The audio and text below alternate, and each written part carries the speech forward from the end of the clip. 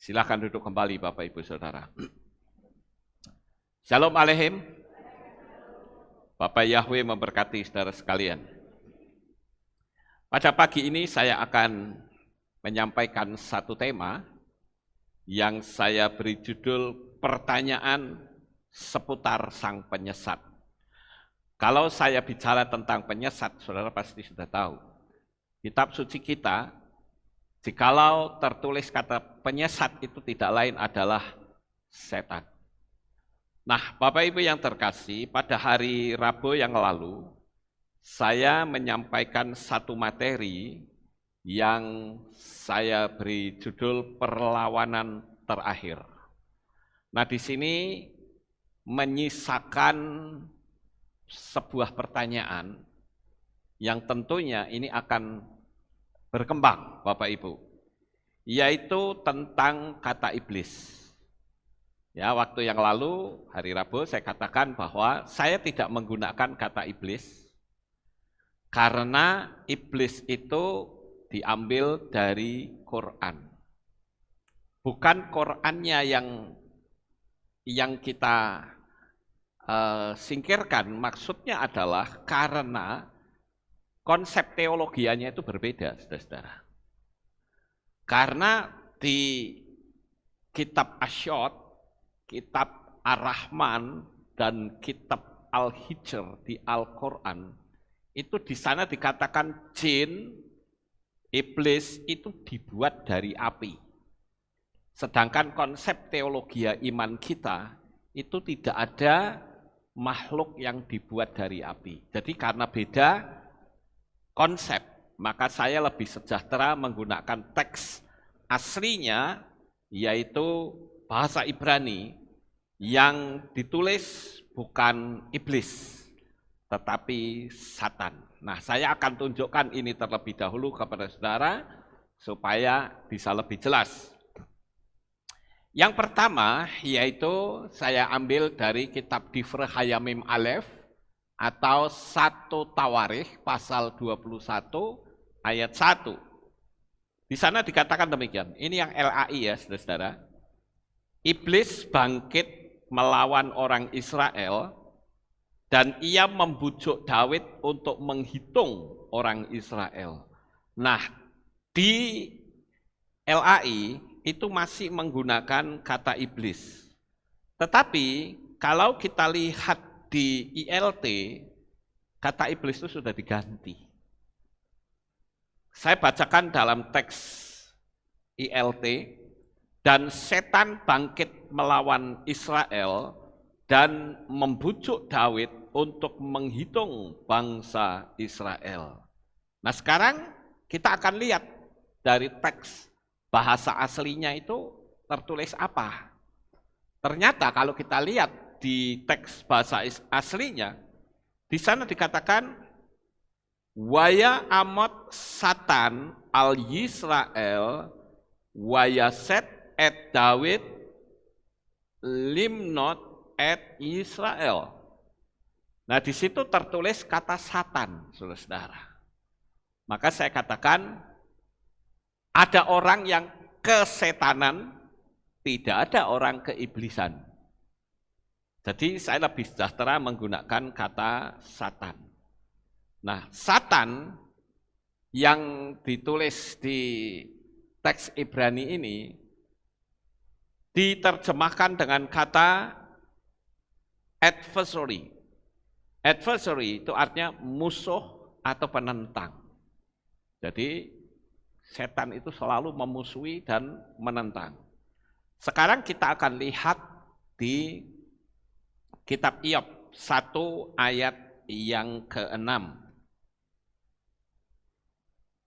Iyob 1 ayat yang ke-6.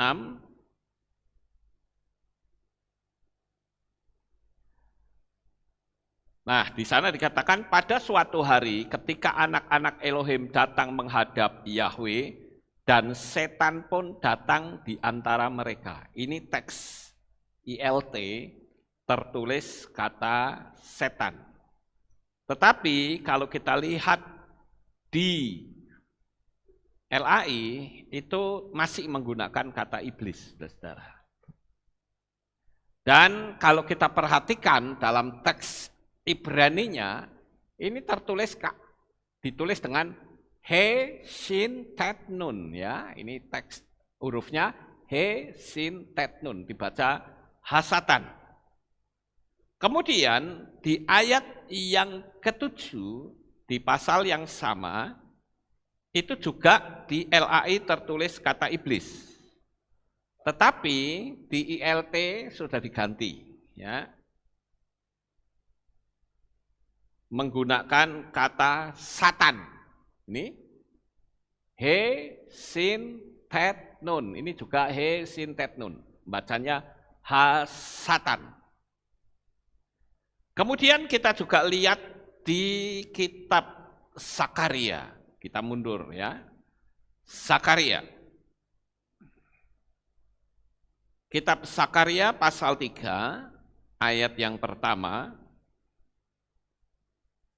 Di ILT sudah tertulis kata setan. Dan dia memperlihatkan kepadaku imam besar Yosua yang berdiri di hadapan malaikat Yahweh dan setan yang berdiri di sebelah kanannya untuk menjadi pendakwanya.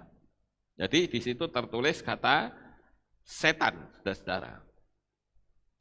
Sementara di ILT tertulis kata iblis. Kemudian kita maju lagi, yaitu di kitab Gilyahna atau kitab Wahyu. Nah, di kitab Wahyu ini pasal 20 ya, ayat yang kedua, baik ILT maupun LAI itu masih ada kata iblis. Jadi ILT ini bingung juga dia menerjemahkannya seperti apa. Saya bacakan di Wahyu pasal 20 ayat 2. Dan dia menangkap naga itu, yaitu ular tua atau nahas, ya, yang adalah iblis dan setan. Bingung nih, iblis dan setan. Nah, saya coba lihat di dalam teks berbahasa Ibrani, tulisannya kecil banget, bentar tak gede. Ini tulisannya begini, saudara. Wayitpos et ha tanim et hanahas hakat monihu hamalshin wahu hasatan waya asrehu alef shanim, ya, alef shanim. Nah, di situ tertulis kata hamalshin wahu hasatan. Nah, jadi yang ditulis iblis itu dalam teks Ibraninya tertulis kata hamalsin. Hamalsin wahu hasatan. Kalau satannya kan kita sudah tahu. Hamalsin itu apa? Nah, hamalsin ini ternyata mengarah pada tindakan. Menghasut, menuduh, atau menentang. Sama seperti yang disebut dengan si ular tua itu. Kan di sana dikatakan si ular tua. Nah, siapa yang dimaksud ular tua di situ? Tidak lain adalah nahas yang dulu pernah menjatuhkan Hawa. Sampai di sini paham Bapak Ibu? Ya. Jadi saya luruskan dulu ini supaya saudara ngerti tentang kenapa saya tidak menggunakan istilah iblis. Ya. Jadi ini bukti-buktinya saya tunjukkan bahwa yang tertulis di kitab suci kita itu selalu kata Satan. Nah, iblis dan Satan yang tertulis dalam kitab Wahyu 20 ayat 2 itu ditulis dengan kata hamalsin wahu hasatan. Dan hamalsinnya itu mengarah kepada ucapan, ya, kata-kata, menentang, menuduh, menghasut. Jadi kalau begitu kita jadi mengambil satu sikap atau kesimpulan Bapak Ibu, bahwa ternyata yang dimaksud hamal sin ini juga bisa berwujud manusia. Yaitu apa? Manusia yang mulutnya nyinyir, manusia yang tukang gosip, manusia yang tukang fitnah, termasuk kategori hamal sin. Itu menjatuhkan orang, saudara-saudara. Kan dulu Hawa dijatuhkan sama si nahas, kan menggunakan kata-kata. Bapak Yahweh berkata, pada hari engkau memakannya, pastilah engkau mati. Tetapi si nahas atau si ular tua tadi mengatakan apa? Sekali-kali kamu tidak akan mati. Tetapi pada hari engkau memakannya, matamu akan terbuka dan engkau akan menjadi seperti Elohim. Nah, jadi sangat jelas sekali di situ Bapak Ibu, bahwa orang-orang yang mulutnya nyinyir, orang-orang yang tukang menghasut, orang-orang yang tukang memfitnah, itu termasuk hamal sin, si ular tua. Dan orang-orang yang seperti itu, dia bukan mencari jiwa, tetapi menghilangkan jiwa. Saudara bayangkan kalau sebuah atau suatu kehilat, di dalamnya berisi orang-orang yang mulutnya kayak begini, ancur aja itu saudara-saudara. Jadi kita harus menjadi orang belajar untuk mengekang lidah kita. Ini dari poin pertama, kita bisa mengambil kesimpulan seperti itu, Bapak Ibu. Kemudian kita lihat juga yang selanjutnya, yaitu di dalam kitab Matai. Kitab Matai pasal 16 atau kitab Matius, ya saya bacakan. Matius pasal yang ke-14. Ayat yang ke-26. Dan para murid itu ketika melihat dia sedang berjalan di atas danau, mereka menjadi cemas sambil berkata, itu hantu. Dan mereka berteriak-teriak oleh karena ketakutan. Nah ini ada kata hantu. Tadi ada setan, ada iblis, ada hantu. Ini kan masih satu kelompok Bapak Ibu ya. Nah saya coba untuk lihat di teks bahasa Ibrani, di sana dikatakan wahatal mi tim ra'u oto mahalek alpne hayam wayi bahalu wayomru ma'areh ruah. Nah ternyata di situ kata hantu itu bahasa Ibrani-nya ditulis dengan kata ruah atau roh, atau dalam bahasa Inggrisnya itu spirit, saudara. Nah jadi ruah ini yang bisa merubah, karena di kalangan orang-orang Galilea sendiri itu ada cerita tentang setan yang ada di lautan. Sama seperti di Indonesia juga ada cerita tentang setan penguasa laut. Kalau di Indonesia kita pasti sudah kenal, bukan? Ya, yang penguasa pantai selatan. Nah, Bapak Ibu yang terkasih, jadi kata hantu itu ternyata ditulis dengan kata ruah atau spirit. Begitu juga kalau kita lihat di dalam kitab Lukas, pasal yang ke-24, ayat yang ke-37. Ya, namun dengan gemetar dan dipenuhi ketakutan mereka mengira melihat suatu roh. Nah, kalau kita lihat di dalam teks LAI itu tertulis kata hantu. Jadi ini saya perlu sampaikan supaya kita memiliki kejelasan.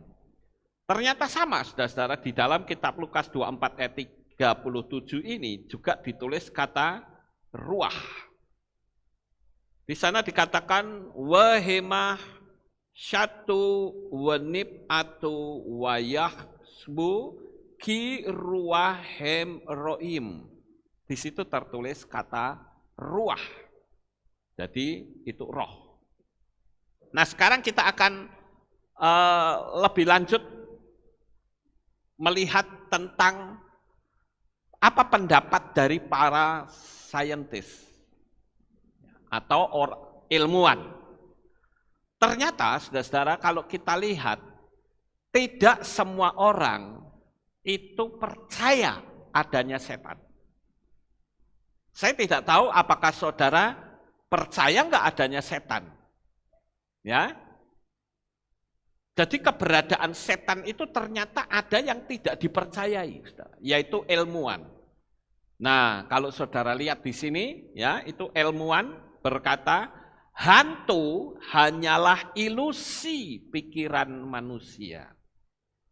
Betulkah hantu itu ilusi pemikiran manusia? Saya bacakan sedikit ya.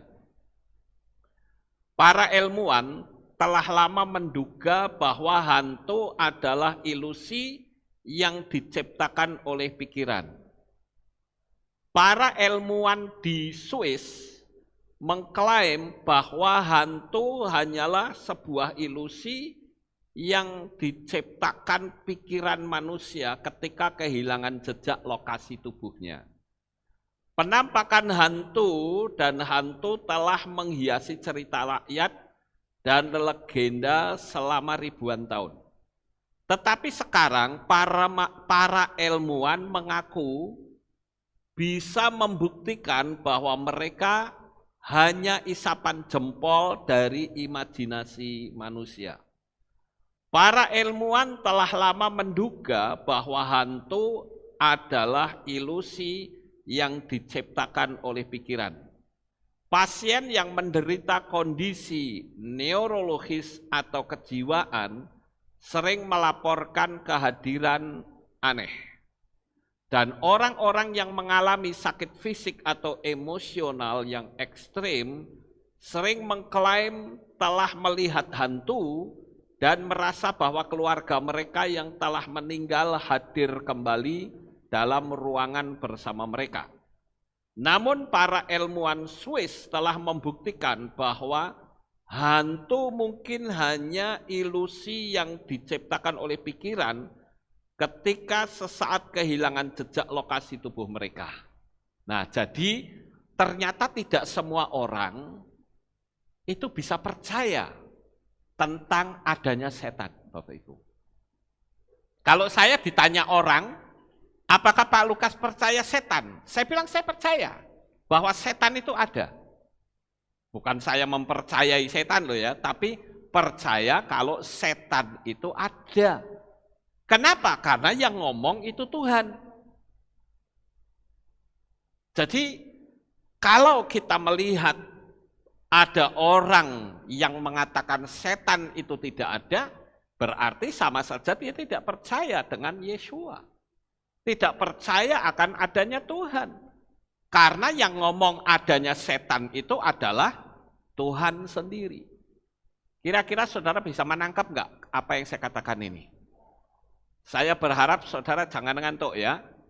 Kita sama-sama belajar Bapak Ibu. Jadi setan itu benar ada.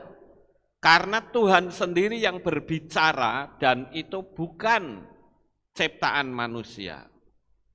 Sekarang yang menjadi pertanyaan yang berikutnya, ini pertanyaan seputar si penyesat. Jadi kita akan berputar-putar di pertanyaan tentang setan dulu. Supaya kita paham Bapak Ibu. Kita lebih lanjut, ada pertanyaan yang begini. Bisakah setan itu membunuh manusia? Menurut saudara bisa nggak ya? Bisa. Tetapi kalau kita percaya kepada Bapa Yahweh dan kita memiliki hubungan yang baik dengan Bapa Yahweh, setan tidak akan bisa menjamah kita. Ada pepatah Jawa yang mengatakan apa? Setan ora doyan, demit ora ndulit. Ndulit itu artinya apa? Nyolek saja tidak bisa. Saya mengilustrasikan begini Bapak Ibu. Kalau dulu ketika saya masih sekitar tahun 70-an ya, 78, 79 itu listrik di Indonesia kan masih 110. Nah, saya itu teknisi, saya seorang elektroteknisi ya. Jadi kalau saya memperbaiki televisi atau radio atau apalah alat-alat elektro, kan kadangkala saya sambil kerja, sambil merokok, kemudian kadang boyoknya pegel, saudara-saudara. Apa yang saya lakukan, tak copot itu, strumnya itu tak lepas, tak buat mijeti, saudara-saudara. Kenapa? Karena strumnya 110. Nah, tapi kalau sekarang, ayo main pijet-pijetan pakai listrik, tempel ke boyoknya, saudara-saudara, langsung mati. Kenapa? Karena 220. Ada yang strumnya lebih tinggi lagi, yaitu 380, lebih berbahaya. Saya ingin beli permen asem misalnya. Saya tinggal turunkan saja voltnya, menjadi 3 volt. Tempel ke lidah, nanti kan asem, kayak ngemut permen asem. Nah, coba 220 dimut, saudara-saudara. Nah, langsung KO. 110 pun, kalau langsung nempel ke tanah, kita bisa terpental. Saya ingat pada waktu itu, saya mau memperbaiki lampu, saudara. Pada waktu saya putar, saya tidak sengaja tangan saya nempel di plat tembaganya. Begitu saya putar begini, saya kesetrum langsung terpental. Nah, begitu juga dengan setan. Kalau di dalam diri kita itu energinya besar, setan nggak akan berani menjamah kita. Tapi kalau energi kita kecil, kita akan bisa dipermainkan oleh setan. Sampai di sini paham Bapak Ibu? Jadi kalau ditanya, setan bisa membunuh manusia? Bisa. Ada yang saya pernah menerangkan dulu, ada istilah poltergeist. Poltergeist itu adalah setan yang melemparkan benda-benda tertentu. Misalnya saudara masih ke kamar tidur gitu, tiba-tiba gelasnya jatuh sendiri. Ya. Atau kursinya bergeser. Atau kursi itu dibanting. Nah, itu yang namanya poltergeist. Kalau saudara lihat di YouTube itu banyak orang-orang yang diganggu dengan poltergeist. Itu ada dapur, wah itu gelas piring diuncal-uncal kayak dilempar-lemparkan sampai berantakan semua, saudara-saudara. Nah, itu setan yang saya menyebut dengan istilah poltergeist. Dia melemparkan benda-benda. Dia bisa nggak melemparkan pisau kepada manusia? Bisa. Saya pernah lihat satu video, ada orang yang sedang tidur, kakinya diangkat sampai tinggi dibanting, buang. Ada. Nah, makanya saya katakan setan pun bisa menghancurkan manusia. Setan pun bisa membunuh manusia. Setan pun bisa merasuk ke dalam diri manusia. Kemudian apa? Dia mendesak manusia untuk melakukan bunuh diri. Nah, biasanya serangan setan ini akan muncul ketika manusia itu mengalami kekecewaan. Jadi hati-hati Bapak Ibu. Ketika kita sedang kecewa, ketika kita sedang marah, dan kita tidak menjaga pikiran dengan baik, bahaya sekali. Setan akan membisikkan di telinga dan batin kita. Dia katakan, sudah bunuh saja orang itu. Ngapain sih susah-susah? Tunjukkan bahwa kamu lebih unggul dari mereka. Ya. Nah, itu kalau saudara punya pemikiran seperti itu sudah dikuasai. Dan saudara bisa melakukan pembunuhan. Atau saudara bisa melakukan bunuh diri. Dan jelas itu tidak akan membawa keselamatan. Jadi pertanyaan ketiga itu saya jawab. Bisakah setan itu membunuh manusia? Saya jawab bisa. Nah, sekarang kita lihat yang berikutnya. Pertanyaan berikutnya. Benarkah setan itu takut sama salib? Setan takut sama salib enggak? Enggak, saudara-saudara. Tapi kalau saya bilang enggak, mungkin orang akan menyodori film ini. Ini film Dracula, saudara-saudara. Nah, saya perlu memberitahu bahwa setan itu, dia bikin penipuan, sehingga kita jadi kabur. Loh, katanya setan tuh tidak takut sama salib. Buktinya itu film Dracula. Pasang salib diginikan saja, Draculanya ketakutan. Waktu dia mau nyucrup darahnya orang perempuan, apa itu nyucrup? Menghisap, ya. Menghisap darahnya orang perempuan kan suka digigit lehernya, saudara-saudara. Ya, waktu dia mau dihisap, dia melihat perempuan tuh pakai kalung salib. Wah, langsung wah ketakutan. Benarkah setan takut sama salib? Tidak, saudara-saudara.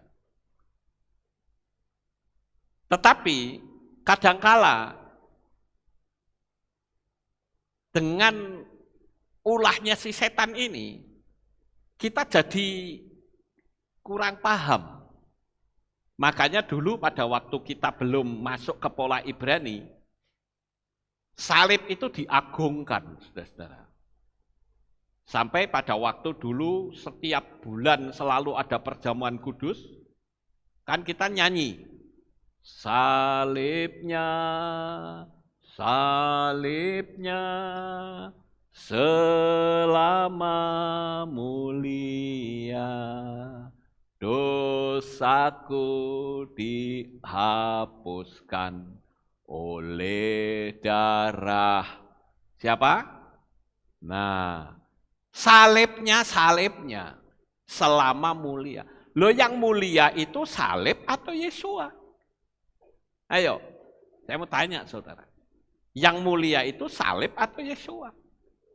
Yesua. Salib itu adalah alat eksekusi pada zaman itu. Lah kalau Yesua hidup zaman sekarang, eksekusinya pasti bukan salib. Tapi bisa saja suntikan. Bisa saja kursi listrik. Bisa saja bedil. Jadi salib itu hanyalah alat eksekusi. Rabi Shaul atau Rasul Paulus mengatakan, salib itu simbol kutuk.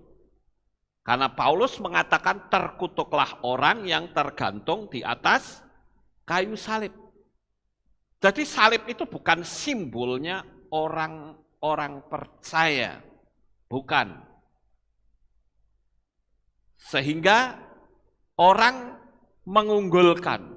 Kalau kita mau bicara simbolnya orang percaya itu apa? Itu menorah, Bapak Ibu.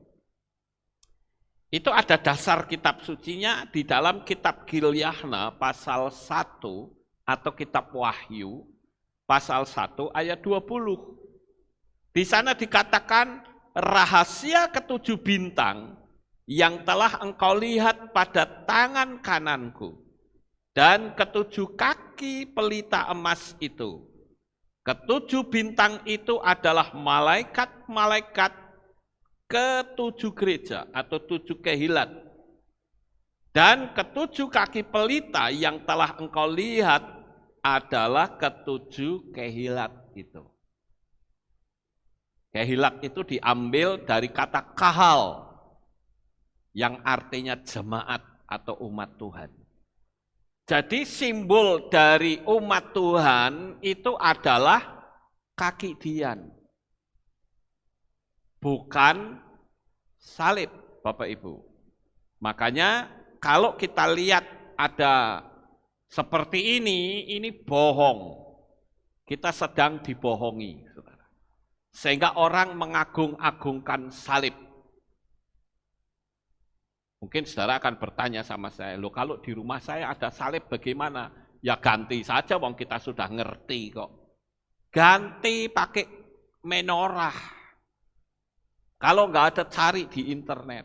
Bisa dipasang gambar menorah. Atau saudara bisa beli secara online, kan bisa. Saya harus meluruskan ini, Bapak Ibu. Karena salib itu sendiri jauh sebelum Yesua ada di dunia ini. Jauh sebelum Yesua turun ke dunia ini, simbol salib itu sudah ada. Ya, sekali lagi, salib itu simbol yang sudah ada jauh sebelum Yesua ada. Itu hanya mengadopsi pola lama, dikemas dengan pola yang sekarang, karena Yesua mati di kayu salib itu simbol kasih katanya. Salah, tidak betul. Yang betul adalah menorah. Kemudian yang berikutnya, pertanyaan yang kelima. Yang kelima ya, betul nggak nih? Yang kelima. Setan menjelma menjadi malaikat terang. Nah, coba saya akan bacakan ayatnya ya Bapak Ibu di dalam kitab 2 Korintus 11 ayat 14 sampai 15. Dan tidak heran karena setan sendiri pun menyamar sebagai malaikat terang. Jadi bukan hal luar biasa jika pelayannya juga menyamar sebagai para pelayan kebenaran, yang kesudahannya akan menjadi sama seperti perbuatan mereka. Jadi yang dimaksud malaikat terang itu bisa dua kategori. Kategori pertama yaitu tentang malaikatnya itu sendiri. Ingat bahwa setan yang pertama kali itu adalah gerombolan malaikat cahaya. Saudara bisa lihat materi sebelum saat ini yang tadi sudah saya tunjukkan kepada saudara sekalian. Jadi malaikat-malaikat itu yang jatuh adalah malaikat cahaya. Jadi kalau misalnya malaikat itu menyamar menjadi malaikat cahaya lagi, bisa enggak? Sangat bisa, karena dia dari situ asal mulanya, saudara-saudara. Jadi, kalau kita lihat, itu kategori pertama. Kategori kedua adalah yang disebut dengan malaikat yang menyamar, atau jadi bukan luar biasa jika pelayannya juga menyamar sebagai pelayan kebenaran. Nah, ini bicara tentang seorang pemimpin umat. Seperti saya pemimpin umat. Terus ada pendeta lain, itu pemimpin umat, saudara. Nah, itu juga bisa disebut sebagai pelayan kebenaran. Tetapi sekarang di ayat ini dikatakan, setan sendiri pun menyamar sebagai malaikat terang. Jadi bukan hal luar biasa jika pelayannya juga menyamar sebagai para pelayan kebenaran. Jadi ini bicara pelayan Tuhan yang tentu saja tidak mau atau tidak berani menyampaikan kebenaran firman Tuhan. Dan saya harus jujur, banyak sekali para pemimpin-pemimpin gereja yang ngerti kebenaran, tetapi dia tidak mau menyampaikan kebenaran. Bahkan sekarang Bapak Ibu, ini kan berita tentang 666 ini kan sangat luar biasa sekali, saudara-saudara. Menjelang kedatangan Tuhan ini, berita tentang 666 itu menyolok sekali. Tetapi sekarang kalau saudara lihat di internet, banyak pendeta-pendeta yang eksis di YouTube. Mereka mengatakan apa? 666 itu sudah tidak berlaku. Itu zaman dulu, 666 itu arahnya ke Kaisar Nero katanya. Saya sangat prihatin dengan para pemimpin-pemimpin gereja yang mengatakan 666 itu sudah kadaluarsa. 666 itu hanyalah simbol. Karena sekarang kan banyak sekali bukan orang-orang yang mendapat penglihatan Tuhan. Sekarang juga ada yang dikasih penglihatan. Mereka belum percaya Bapak Yahweh loh. Mereka dikasih penglihatan kalau vaksin itu 666. Sudah seperti itu, saudara-saudara. Tetapi mereka mengatakan 666 itu bullshit. Itu dulu, sekarang sudah enggak ada. Saya pikir ini mengerikan loh. Coba kita baca di dalam kitab Gilyahna atau kitab Wahyu pasal 13. Saya akan bacakan untuk saudara. Wahyu 13 ayat 16 sampai 18. Dan dia membuat semua orang kecil dan besar, juga kaya dan miskin, bahkan merdeka dan hamba, supaya dia memberikan kepada mereka sebuah tanda pada tangan mereka atau pada dahi mereka. Dan supaya setiap orang, perhatikan baik-baik, setiap orang, ini bicara individu yuk, bukan bicara grup, individu. Setiap orang tidak dapat membeli atau menjual kecuali dia yang mempunyai tanda atau nama binatang itu atau bilangan namanya. Inilah hikmat itu. Siapa yang memiliki pengertian, biarlah dia menghitung bilangan binatang buas itu. Karena itu adalah bilangan seorang manusia dan bilangannya adalah 666. Sekarang, waktu kemarin ya, minggu yang lalu saya sudah ceritakan kepada saudara bukan? Agenda dari The New World Order. Agendanya nanti bulan Oktober. Itu akan ada peraturan siapapun yang bepergian, dia harus memiliki paspor vaksin. Kalau Anda tidak memiliki paspor vaksin, Anda tidak akan bisa bepergian ke luar negeri. Sekarang Israel sendiri sudah mengeluarkan. Ya, beritanya sudah tersebar kemana-mana. Kalau saudara tidak punya itu, identitas itu, berarti dianggap saudara itu penyakitan. Saudara tidak bisa nginap di hotel, tidak bisa nonton bioskop, tidak bisa latihan gym, tidak bisa membeli atau menjual, karena dianggap Anda adalah penyakitan. Mau membeli dan menjual? Ayo, pasang atau miliki yang namanya paspor vaksin. Itu saudara akan bepergian kemanapun bebas.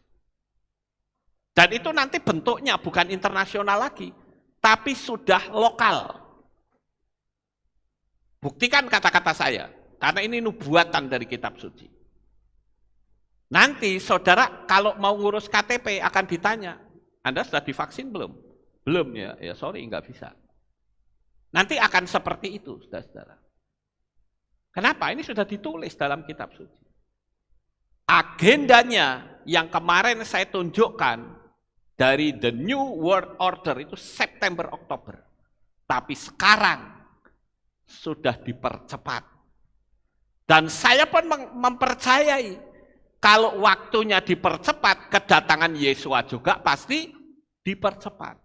Saya yakini itu, saudara-saudara. Berarti masa zaman Roh Kudus di dunia ini akan segera berakhir. Kalau Roh Kudus terangkat, kita akan dibawanya serta. Ini penting Bapak Ibu, agar kita memahami. Karena sangat jelas di situ, siapa atau supaya setiap orang tidak dapat membeli atau menjual. Karena kalau kita lihat ya, agendanya itu, vaksin-vaksin yang dibagikan kemana-mana, itu bisa untuk mendeteksi nanti disambungkan ke IKTP. Akan disambungkan ke situ. Jadi saudara mau lari ke ujung dunia akan ketahuan. Saudara mau pergi kemanapun akan ketahuan saudara ada di mana. Katanya obat. Nah, obat kok bisa seperti itu? Vaksin campak apakah seperti itu? Tidak.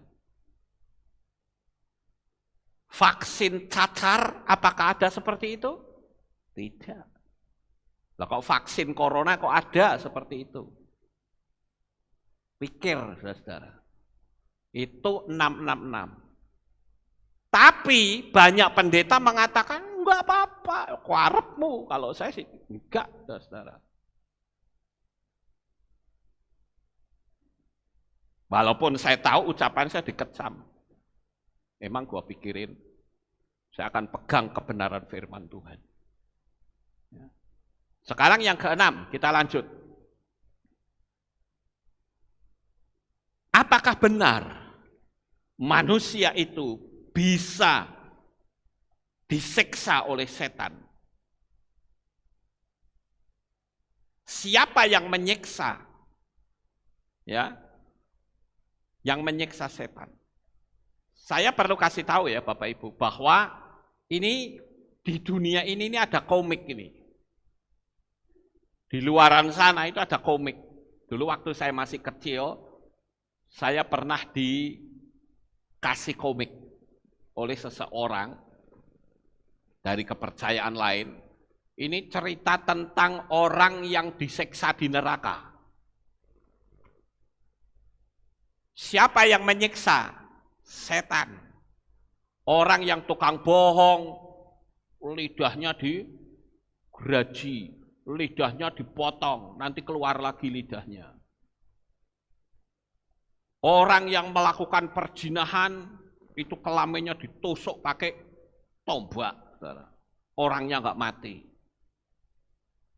Orang yang tukang mencuri, tangannya dipotong.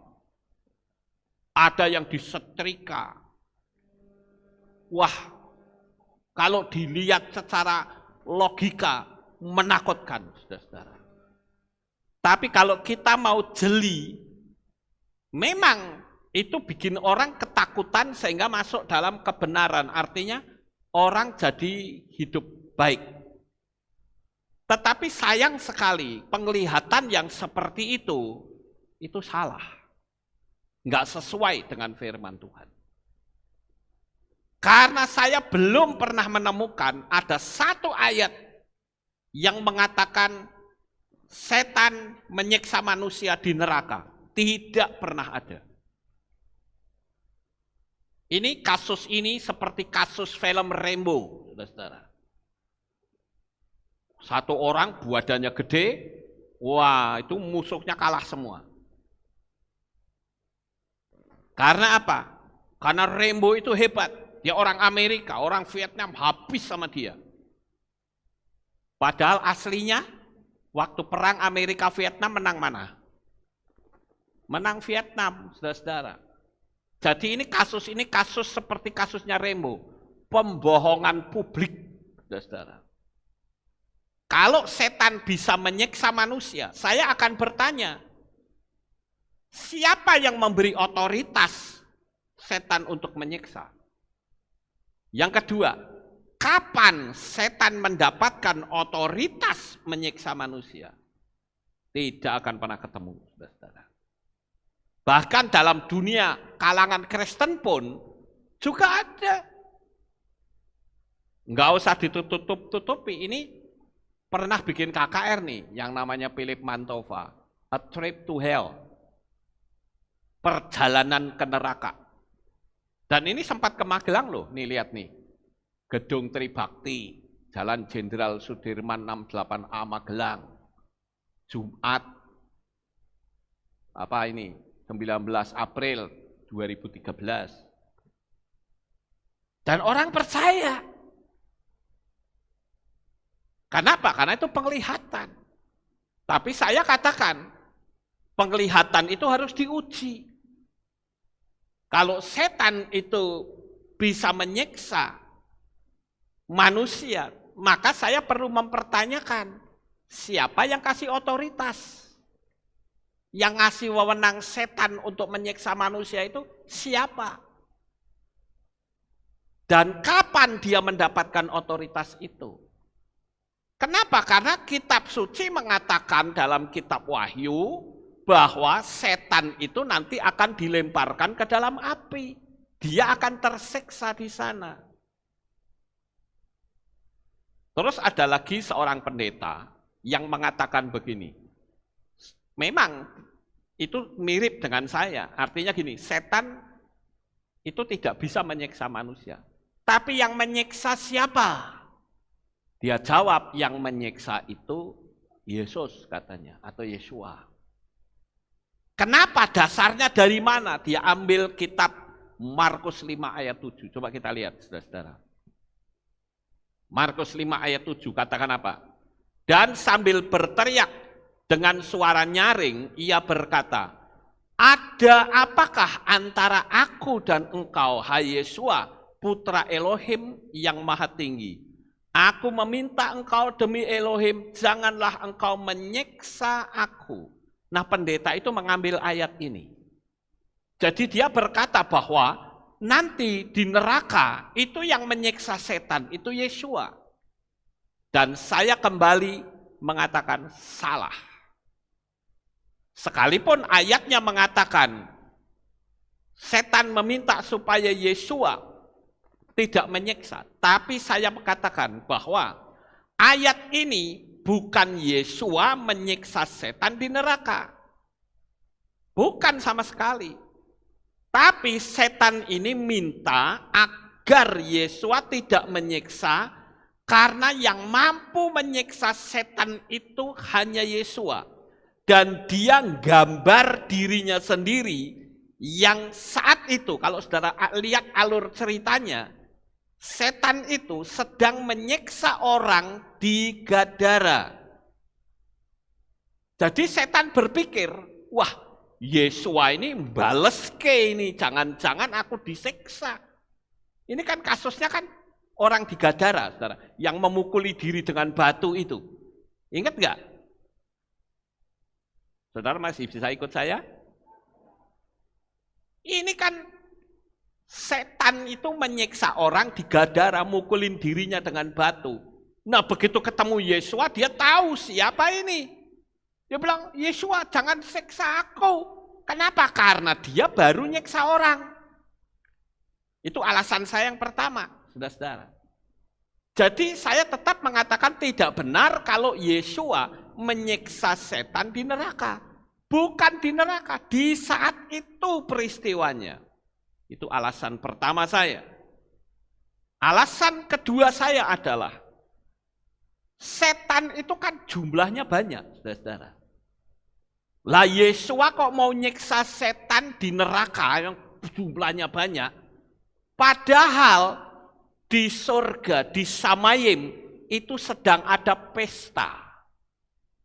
Pesta perjamuan kawin anak domba Elohim. Bersama dengan orang-orang kudusnya yang sudah selamat. Ngapain Yesua pusing dengan di neraka, sedangkan di Samayim sendiri masih ada pesta. Yesua menemani orang yang ada di Samayim. Bahkan ayatnya jelas bahwa Yesua makan bersama dengan orang-orang di Samayim, sedang pesta. Kira-kira saudara masuk logika enggak? Masuk bukan? Ngapain Yesua nyiksa orang di neraka? Pertanyaannya, nyiksa di neraka itu sampai kapan? Lawang di surganya saja sedang rame-rame pesta kok ngapain ngurusi setan di neraka? Itu alasan saya kedua. Jadi kalau pendeta itu mengatakan yang nyiksa itu Yesua di neraka itu salah. Saya berani katakan salah. Tidak bisa mengambil ayat ini kemudian dijadikan tolak ukur bahwa Yesua nanti menyiksa orang di neraka. Enggak bisa. Kalau setan ngomong, jangan siksa aku, karena dia memang sedang menyiksa orang.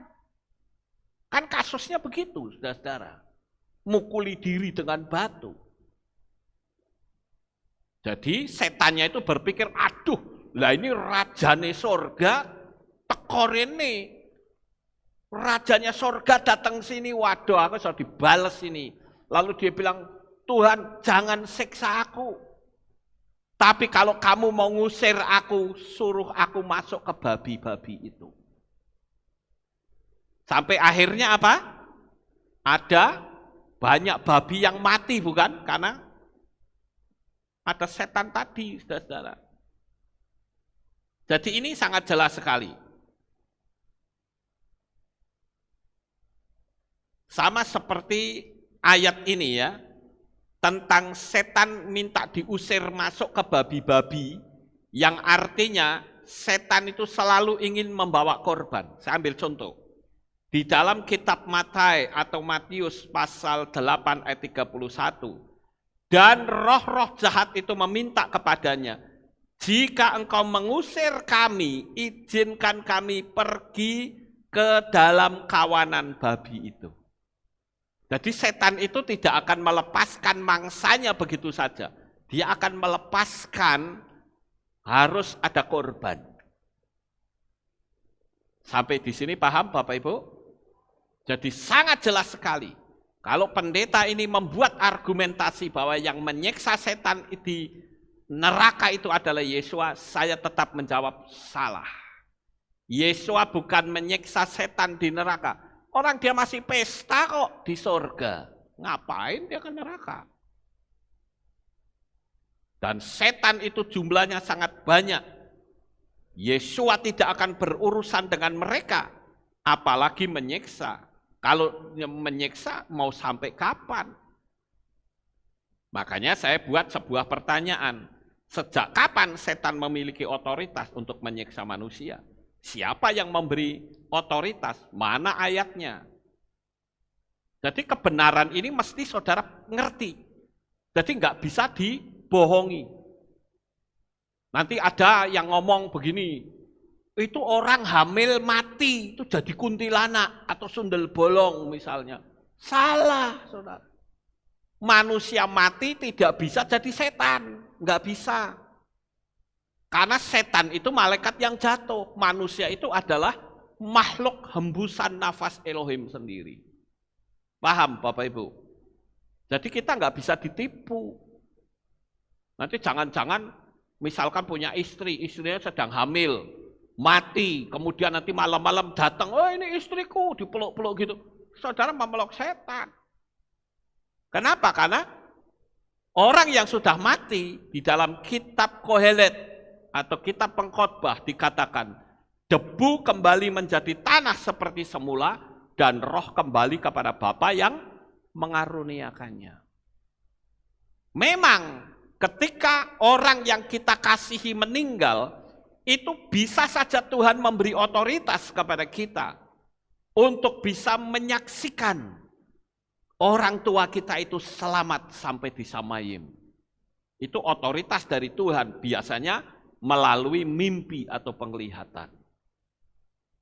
Tapi kalau sudah ngetok-ngetoki secara fisik begitu, itu sudah bukan orang tua kita, itu setan itu, saudara-saudara. Nah, sekarang pertanyaannya, kapan setan itu menyiksa manusia? Saya punya jawaban. Setan bisa menyiksa manusia, itu yang pertama adalah ketika seseorang mengikut setan, biasanya kalau pas mau mati, sulit mati.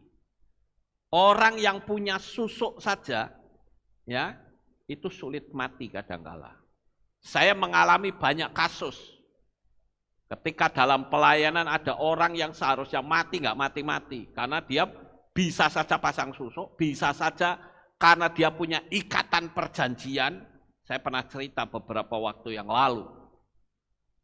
Sulit mati. Nah itulah setan yang sedang diseksa oleh setan ketika orangnya masih hidup.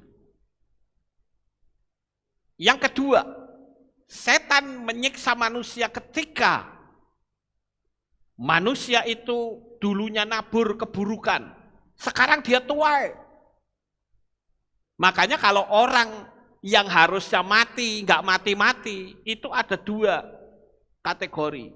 Bisa saja karena dia sedang digocok sama setan, nggak mati-mati. Yang kedua, bisa saja karena orang itu sedang menuai apa yang dia tabur untuk bayar. Karena kalau enggak nanti keturunannya yang kena, saudara-saudara, menurun ke bawah, ke generasi di bawahnya. Makanya setiap kali saya membaptis orang, selalu saya putuskan kutuk keturunan. Siapa tahu di atas generasi kita melakukan hal-hal yang tidak baik. Kita putuskan. Juga mungkin karena ada perjanjian. Jadi sekali lagi, kasus yang seperti ini tidak layak untuk kita percayai. Tidak peduli itu pendeta, nggak peduli itu siapa. Kalau nggak sesuai dengan firman Tuhan, nggak bisa, saudara-saudara. Nah, saya lihat Pak Pendeta ini, dia kemana-mana hanya satu materi. Ke Taiwan, ke Hong Kong, kemana-mana. Dia bercerita tentang perjalanan ke neraka. Nah orang bisa percaya. Kenapa? Karena dianggap ini kan penglihatan. Pengalaman pribadi. Nanti dulu saudara-saudara. Sesuai firman atau tidak. Kok setan bisa menyiksa manusia? Enak saja, senang dong jadi setan kalau begitu. Sudah di dunia ini nyiksa orang, di neraka nyiksa orang lagi. Lah kapan dia hidup disiksa? Enak aja. Iya toh? Kita lanjut sekarang. Nah, pertanyaan yang ke-7. Kalau Tuhan itu kasih, kok Tuhan menciptakan neraka? Saya perlu memberikan jawaban begini, saudara. Ini kan pertanyaannya, kalau Tuhan itu kasih, kok menciptakan neraka? Jangan ciptakan neraka dong. Namanya juga, itu kan alam kekal, enggak terbatas waktu. Saya kasih penjelasan, saudara-saudara. Kalau Tuhan tidak ciptakan neraka, dan dia izinkan orang berdosa masuk ke surga, nggak akan bisa. Dia pasti akan terbakar oleh kesucian yang ada di Samayim. Kesucian yang ada di surga. Saya tunjukkan kasus tabut perjanjian pada waktu dia dibawa pulang oleh Raja Daud dari Baali Yehuda ke Yerusalem. Di sana ada anak imam yang namanya Uza dan Ahyo. Saudara ingat, dua orang itu tidak mendapatkan tugas untuk menjagai tabut. Tapi ketika tabut itu berjalan miring karena dibawa naik kereta, tabut itu mau jatuh dipegang oleh Uza. Kalau enggak Uza, Ahyu. Pokoknya dua orang ini salah satu. Dia pegang. Orangnya langsung mati, saudara-saudara. Kenapa? Karena dia tidak mengkuduskan diri. Tapi dia berani pegang tabut. Untuk ngurusin tabut itu harus orang yang kudus. Harus mengkuduskan diri dulu. Lah ini dumeh anak imam, lihat tabutmu jatuh, cekel kayak gini langsung geblak mati, saudara. Itu baru tabut loh. Bagaimana dengan kesuciannya Bapak Yahweh sendiri? Makanya kalau orang berdosa diizinkan masuk di Samayim, ya di sana akan terbakar juga, saudara-saudara.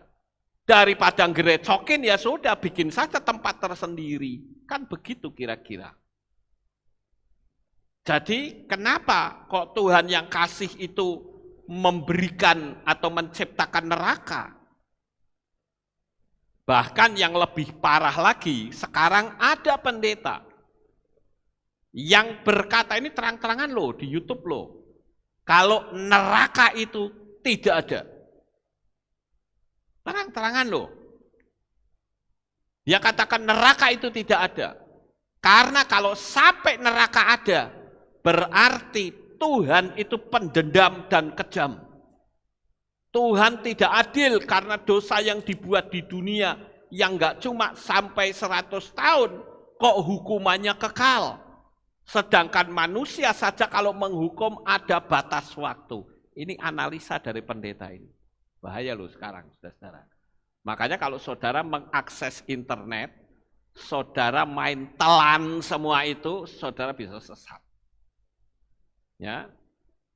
Nah, saya perlu memberikan jawaban. Masalahnya di sini adalah manusia yang tidak memiliki kuasa kebangkitan. Bagaimana mungkin dia bisa sampai ke Samaying?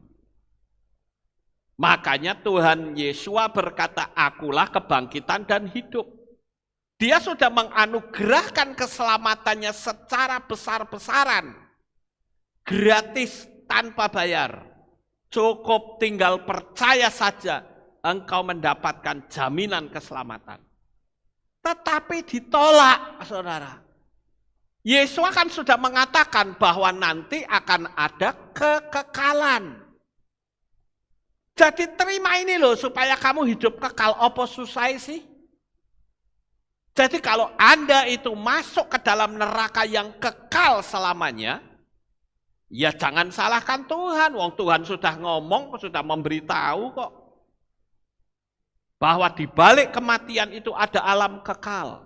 Jadi jangan salahkan Tuhan lalu dianggap Tuhan tidak adil. Ini kan keliru, saudara-saudara. Tuhan sudah memberikan anugerah yang begitu melimpah, kamu tidak mau. Ya sudah. Kecuali kalau Tuhan ngomong nanti kamu akan disiksa ya, mungkin 10 tahun lah, 20 tahun lah. Tapi kan Yesus katakan itu kekal. Supaya kamu tidak masuk di situ, aku turun ke dunia ini, inilah yang disebut keadilan dan kasih. Lah kamu tolak, jangan ngomong aku kejam. Kira-kira saudara bisa nangkep gak kata-kata saya ini? Ya. Jadi hati-hati kalau saudara melihat pengajaran di luar sana. Karena ini yang ngomong pendeta loh, gak main-main loh saudara-saudara. Tapi saya gak perlu sebut namanya, kurang etis kalau nyebut. Ya. Sekarang yang ke-8.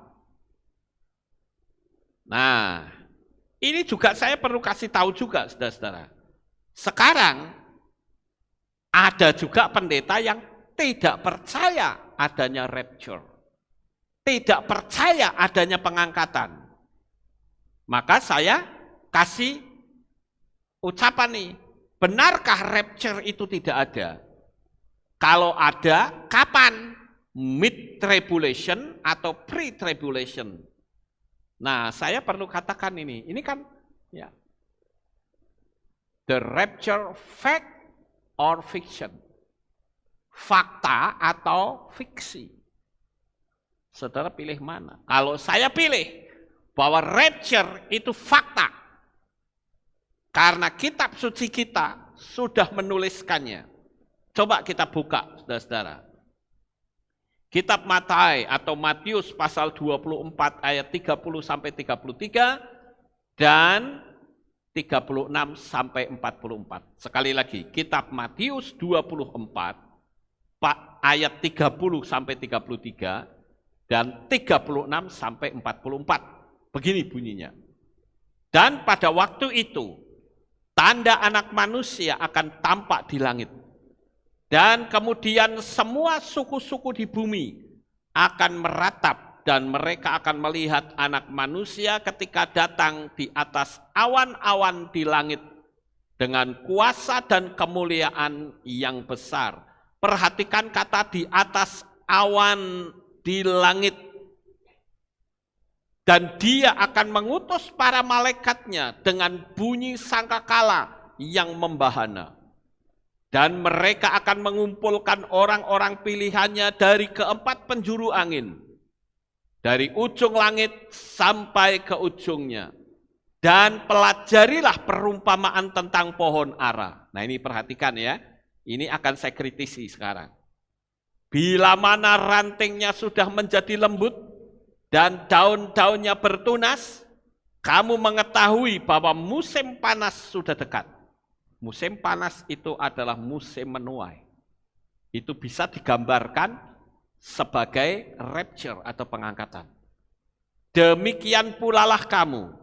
Ketika kamu melihat semua ini, kamu mengetahui bahwa dia sudah dekat di ambang pintu. Namun mengenai hari dan saat itu, tidak seorang pun mengetahuinya. Bahkan para malaikat di sorga pun tidak, kecuali Bapakku saja. Dan sebagaimana pada zaman Noah, demikian pula lah kedatangan anak manusia akan terjadi. Sebab sebagaimana mereka hidup pada hari-hari sebelum air bah, makan dan minum, kawin dan dikawini, sampai pada hari Noah masuk ke dalam bahtera. Dan mereka tidak menyadari sampai air bah itu datang dan melenyapkan semuanya. Demikian pula lah kedatangan anak manusia akan terjadi. Pada waktu itu akan ada dua orang di ladang, yang satu diangkat, yang satu dibiarkan. Dua orang wanita sedang menggiling dengan satu kilangan, yang satu diangkat dan yang satu dibiarkan. Oleh karena itu berjaga-jagalah, karena kamu tidak mengetahui kapan waktunya Tuhanmu datang. Dan kamu mengetahui hal itu, bahwa jika seorang tuan rumah sudah mengetahui pada jam berapa pencuri datang, ia akan berjaga-jaga dan tidak akan membiarkan rumahnya dibongkar.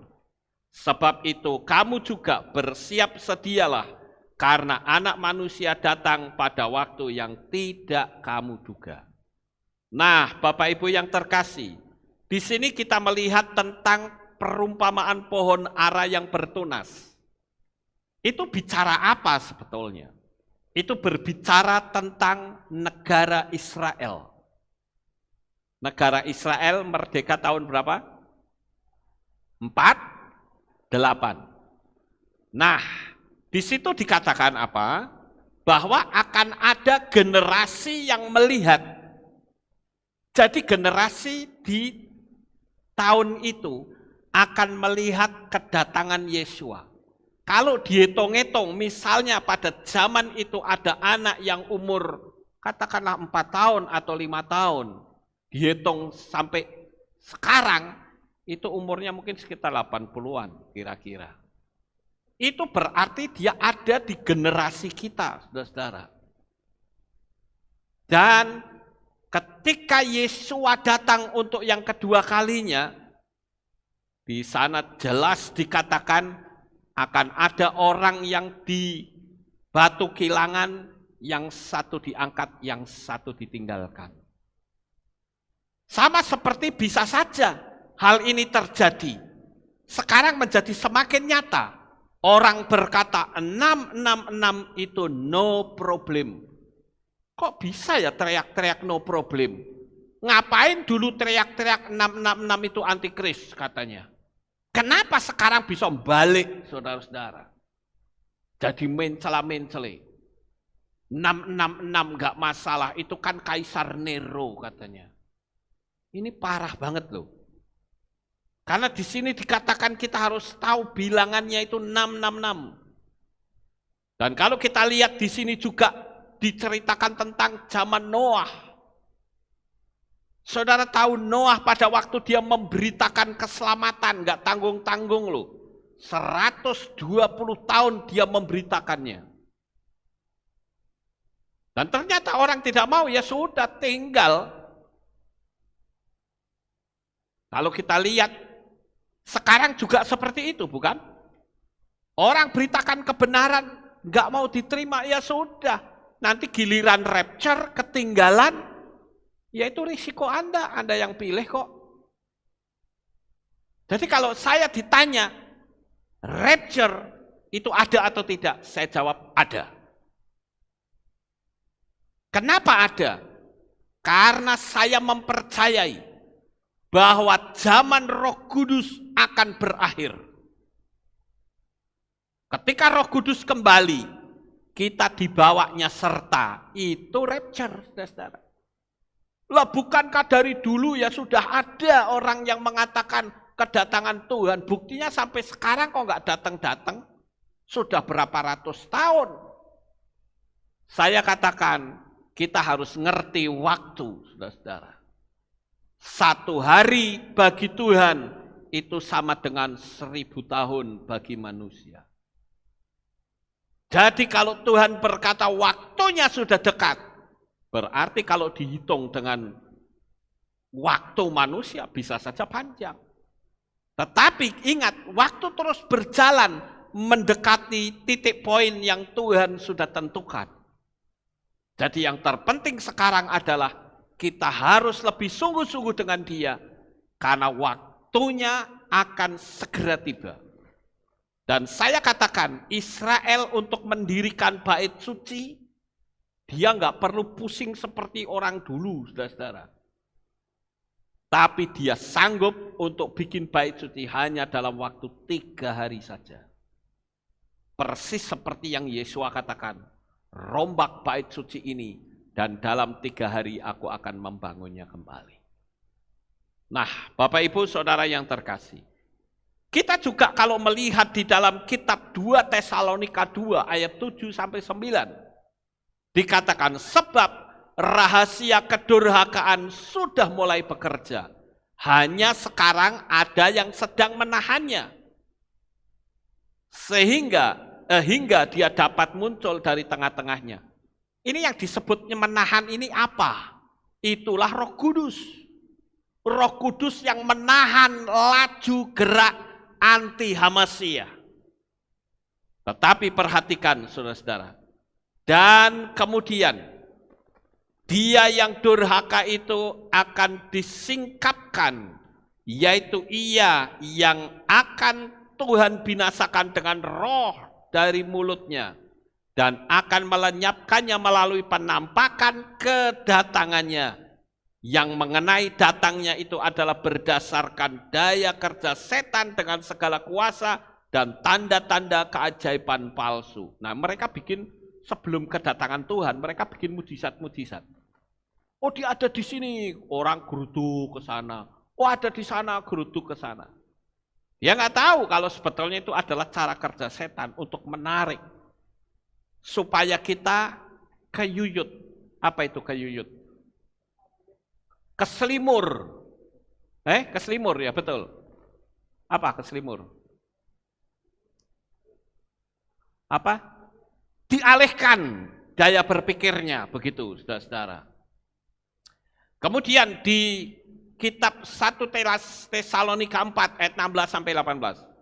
Sebab dengan suatu seruan, dengan suara penghulu malaikat dan dengan sangkakala Elohim, dia akan turun dari sorga dan orang-orang yang mati dalam Hamasia, mereka akan pertama-tama bangkit. Kemudian kita yang hidup, yang masih tinggal akan diangkat. Itu jelas loh. Akan diangkat bersama-sama dengan mereka dalam awan-awan ke dalam pertemuan Tuhan di angkasa. Dan demikianlah kita akan senantiasa bersama Tuhan. Karena itu nasihatilah seorang terhadap yang lain dengan perkataan ini. Jadi rapture itu adalah kembalinya Roh Kudus. Kita dibawa serta, saudara-saudara. Nah sekarang kalau ada tadi pertanyaan, mau ada di mid-tribulation atau pre-tribulation? Orang yang tanya seperti itu saya akan jawab, saya tidak tahu. Yang saya tahu pokoknya kalau Roh Kudus kembali ke Samayim, saya dibawa serta. Kenapa? Karena dunia ini nantinya tidak ada Tuhan. Jadi total dunia ini milik setan. Dan nanti akan ada penyiksaan-penyiksaan yang belum pernah terjadi. Dan itu akan dilakukan pada tiap-tiap hari Sabat. Kalau Bapak Yahweh menyuruh mengkuduskan hari Sabat, setan akan mencemari hari Sabat yang dikenal dengan Sabat berdarah. Sekarang yang ke-9. Pertanyaan yang ke-9. Benarkah ada setan yang baik? Saudara, saya mau tanya nih, benarkah ada setan yang baik? Setan itu tidak semuanya jahat. Benarkah ada yang baik? Saudara lihat ini siapa? Casper, saudara-saudara. Dan Casper ini dia selalu ditampilkan sebagai setan tuyul yang selalu ingin mendapatkan banyak teman. Ya kalau saya nonton filmnya ya ini memang setan baik. Bahkan dia suka nolong orang. Pertanyaannya apakah benar setan itu baik? Saya katakan tidak. Kalau saya bilang tidak, ada yang menyangkal. Loh Pak, bukankah setan itu bisa membantu penyembuhan? Bantu ngasih kekayaan? Bantu orang-orang yang dirasuk setan. Karena setan ngusir setan akhirnya. Saya bacakan di ayat Lukas 11 ayat 20. Namun jika dengan jari tangan Elohim aku mengusir roh-roh jahat, maka sesungguhnya kerajaan Elohim sudah datang atasmu. Perhatikan ayat ini, saya baca sekali lagi, saudara perhatikan. Namun jika dengan jari tangan Elohim aku mengusir roh-roh jahat, maka sesungguhnya kerajaan Elohim sudah datang ke atasmu. Artinya begini, kalau di rumah ini saya mengusir setan, setan kamu pergi dari sini. Berarti di rumah itu sudah ada kerajaan Elohim sudah datang. Oleh karena itu saya balik. Kalau setan mengusir setan, ada orang kerasukan setan nih, dipanggilkan dukun. Dukun kan nggak pakai Bapak Yahweh, saudara. Ya kan? Berarti roh lain juga dong. Orang yang kerasukan setan itu akhirnya apa? Setannya pergi. Berarti kekuatan yang dari orang ini akan tinggal di situ. Paham nggak Bapak Ibu? Jadi kalau begitu, saya katakan, setan kalau menolong tidak ada yang gratis. Perhatikan baik-baik. Setan kalau memberi pertolongan, nggak ada yang gratis. Harus bayar. Bisa bayar cucumu, bisa bayar anakmu, bisa bayar ekonomimu, bisa bayar apa saja. Tapi kalau Bapak Yahweh, saudara minta sama dia di dalam Yesua, semuanya gratis, free, tanpa bayar. Di dalam kitab Matius 12 ayat 26, dan jika setan mengusir setan, dia terpecah belah melawan dirinya sendiri. Bagaimana kemudian kerajaannya akan ditegakkan? Jadi kalau begitu Bapak Ibu, kalau kita sakit, kemudian kita panggil dukun, pakai jampi-jampi, pakai ukup-ukup begitu, itu sama saja ngundang kekuatan lain menambah besar dalam rumah saudara. Nah sekarang yang ke-10 yang terakhir. Bisakah orang percaya Bapak Yahweh dirasuk setan? Ayo saya mau tanya nih, tolong dijawab. Bisakah orang yang percaya Bapak Yahweh dirasuk setan? Bisa atau tidak? Jawabannya cuma satu, bisa dan tidak. Bisa atau tidak? Bisa. Kenapa bisa, saudara-saudara? Kalau mereka buka celah, itu bisa. Yang kedua, kenapa bisa? Kalau pikiran mereka kosong, itu bisa. Yang ketiga, kalau membiarkan jiwamu emosi meledak-ledak, itu bisa. Setan akan masuk ke dalam manusia jikalau dia diberi kesempatan. Saat ini, saat zaman penampian. Hati-hati, jangan beri kesempatan kepada setan untuk merasuk saudara. Caranya apa? Miliki pikiran dan hati yang selalu terkoneksi dengan Tuhan, saudara-saudara. Misalnya, kalau saya sendirian saya berpikir, ya karena kalau saya kan memang pikirannya di khotbah ya, saya selalu berpikir gini, Tuhan besok tuh khotbah apa ya? Itu kan pikiran tidak kosong, saudara-saudara. Atau saya berkata, Tuhan terima kasih ya, Engkau memberkati Kehilat ini, Engkau memberkati jemaat. Saya berterima kasih Tuhan, jemaat sehat. Terima kasih Tuhan. Jadi kontak terus gitu loh. Gak ada kesempatan untuk setan itu masuk. Tapi kalau setan itu masuk, setan akan bermanifestasi di dalam diri saudara. Caranya gampang, saudara ngamuk, ngaca itu, setan itu saudara-saudara. Paham nggak Bapak Ibu? Makanya kita mesti berhati-hati.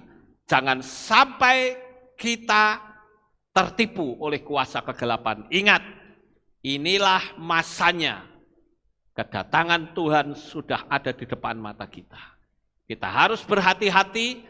Doa saya untuk jemaat, umat Tuhan di Kehilat Aleftau maupun saudara-saudara para subscriber yang saya kasihi, saya ingin pada waktu rapture nanti kita akan bersama-sama menyongsong Tuhan di awan-awan yang permai. Sukses besar untuk saudara. Bapak Yahweh memberkati. Haleluya. Kita tunduk kepala dan kita akan berdoa. Kami mengucapkan terima kasih dan syukur kepadamu ya Bapak Yahweh. Pagi ini kami bersama-sama telah mendengarkan renungan firman-Mu. Biarlah kami akan terus berjaga-jaga, karena kami tahu bahwa waktu-waktu kedatangan-Mu sudah tidak lama. Terima kasih ya Bapak Yahweh, meteraikanlah firman ini di dalam hati kami. Di dalam nama Adonai Yeshua HaMashiach, kami sudah berdoa dan mengucap syukur. Amin. Haleluya. Tidak ada pengumuman, saya hanya akan membacakan ucapan terima kasih kepada YTH Bapak Pendeta Lukas Sutrisno dan jemaat di Kehilat Aleftau. Kami dari keluarga Leong Kwon Chun, almarhum Bapak Taryono, Ibu Rika dan keluarga mengucapkan banyak terima kasih atas semua bantuan yang diberikan baik secara moral dan material dari semua jemaat Aleftau. Kami sekeluarga tidak bisa membalasnya. Terima kasih, Bapak Yahweh memberkati. Amin. Ini dari keluarga almarhum Bapak Taryono. Baik, karena tidak ada pengumuman, kita akan akhiri. Saya mengundang jemaat Tuhan kita bangkit berdiri dan kita akan tutup di dalam doa. Terima kasih, Bapak Yahweh. Selesai sudah ibadah kami dari awal pertengahan sampai pada akhirnya. Sebentar lagi anak-anak-Mu akan pulang ke rumah mereka masing-masing. Jaga, lindungi, peliharakan mereka sampai di rumah dengan selamat. Pertemukan kembali pada jam-jam ibadah mendatang di dalam ikatan tali kasih-Mu. Terima kasih ya Tuhan, inilah doa syukur yang kami naikkan. Di dalam nama Adonai Yeshua HaMashiach, kami sudah berdoa. Mari kita angkat tangan kita dan kita akan menerima berkat Kohanim. Haleluya.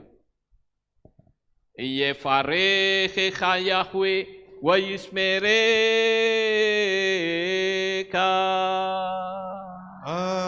Amen. Ken yehi ratso. Yair Yahweh panau eleka. Wechuneka. Amen. Ken yehi ratso. Yesa Yahweh panau eleka. Wayashem lecha shalom. Amen. Ken yehi ratso. Baruk atabair ufaruk atabasadeh. Engkau akan diberkati di kota dan kau akan diberkati di ladang. Amin. Baruk peribit leh. Kau friat mat kau fri fahem teka shekar ala peka wa esterot soneka. Diberkatilah buah kandunganmu, diberkati hasil bumimu, diberkati hasil ternakmu, anak-anak lembumu dan anak-anak dombamu. Amin. Baruk tan akau misyarteka, diberkatilah bakulmu dan tempat adonanmu. Amin. Baruk ata boboy, kau faruk ata berseteka, dan kau akan diberkati pada waktu kau masuk, dan kau akan diberkati pada waktu kau keluar. Amin. Baruk ata Yahweh Eloheinu melek haolam, besem Yeshua hamasya waruah hakodes kile olam faed. Kami sudah berdoa dan mengucap syukur. Haleluya. Haleluya.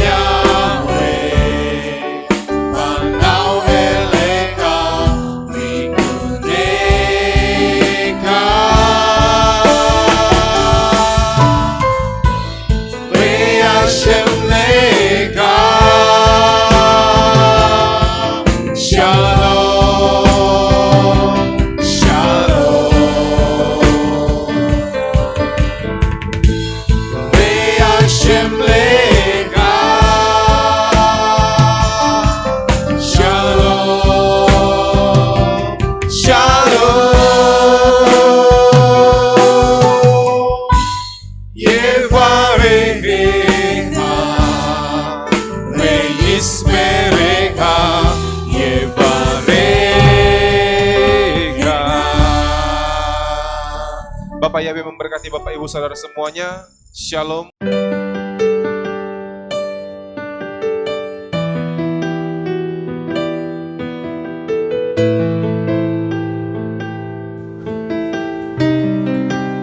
Segala pujian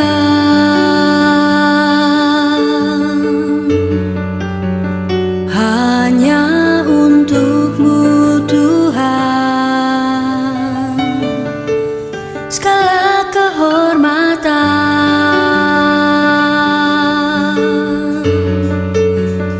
juga punya-Mu Tuhan. Dari puncak tertinggi